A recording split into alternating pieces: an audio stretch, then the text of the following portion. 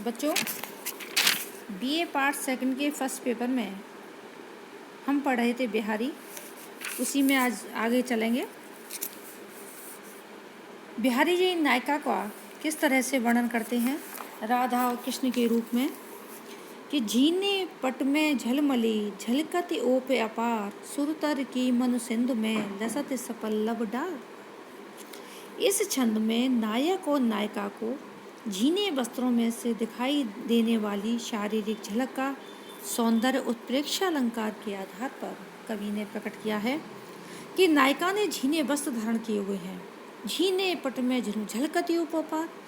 नायक अपने आप नायिका के सौंदर्य को देखकर कहता है कि सुंदरी ने झीने झीने वस्त्रों में से शरीर की अपार शोभा झलकती सी दिखाई देती है। सुरतर की मनु सिंधु में लसत सपल्लव डाल। ऐसा लगता है कि वस्त्रों में फूटता हुआ सौंदर्य प्रकाश ऐसा लगता है जैसे कि कल्प वृक्ष की डाली पत्तों सहित समुद्र में शोभायमान हो रही है। कल्प वृक्ष की डाली पत्तों सहित समुद्र में शोभायमान हो रही है।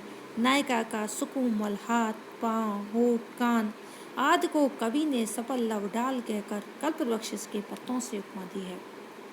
तो बिहारी जी ने नायिका के सौंदर्य को बड़ी ही अद्भुत रूप से वर्णन किया है। इसमें रूप सौंदर्य का आकलन झिलमिलाते तारों के समान झीने वस्त्रों से किया गया है। इसमें अनुप्रास और उत्प्रेक्षा अलंकार है। वर्ण की आवृत्ति से नाद सौंदर्य भी प्रस्तुत हुआ है।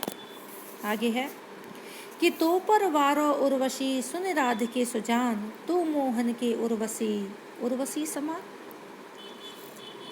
राधा के प्रति कृष्ण के अनन्य प्रेम के बारे में सखियां कहती हैं कि हे चतुर राधिके तो पर वारो उर्वशी सुन राधिके सजान, कि मैं तेरे पर अपनी सुंदर माला न्यौछावर करती हूँ क्योंकि तू उर्वशी अप्सरा के समान सुंदर है और श्री कृष्ण के हृदय में बसी हुई है।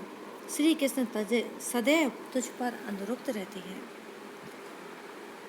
तो परवार उर्वशी, मैं अपनी हृदय की माला को हे राधिका तुम उर्वशी अप्सरा के समान सुंदर हो, तुम्हारे ऊपर न्यौछावर करती हूँ क्योंकि तुम मोहन के हृदय में बसी हुई हो उर्वशी के समान। इसमें बिहारी का इसमें नायक द्वारा नायिका के यौवन रूप माधुर्य का वर्णन किया गया है। बिहारी जी के काव्य की विशेषता है कि गागन में सागर बह देते हैं। आगे है कौन भात रहिए बिरद अब देख वे मुरार बीध है मोसो आई के गीत ही तार। बिहारी जी स्वयं के उद्धार हेतु ईश्वर को चुनौती देते हैं कि हे मुरारी, अब मैं देखूंगा कि आपके वश की प्रशंसा कैसे होती है, आपके यश की प्रशंसा कैसे होती है, क्योंकि आपका नाम है पतित पावन। जितने भी पतित प्राणी हैं, जितने भी पापी हैं, उन सब का उद्धार करने वाले हो। कौन भात रहिए, अब मैं देखना चाहता हूँ कि हे स्वामी किस भांति आप अपनी रक्षा कर सकते हैं। आपने गिद्ध जटायु का उद्धार किया था, तब से आप फूले फूले फल रहे हो। बीदे मोसो गीदे राज, तुमने गिद्ध जटायु का उद्धार कर दिया। आपको मेरे जैसे पापी से पाला पड़ा है। देखता हूँ आप मेरा उद्धार किस तरह से करते हो।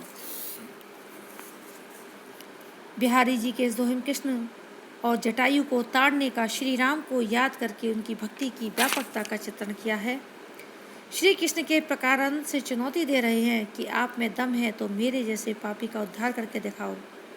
इस तरह से बिहारी अपने दोहों में अपने हृदय की पीड़ा को, अपनी भावनाओं को बहुत ही अद्भुत तरीके से व्यक्त करने में समर्थ हुए हैं।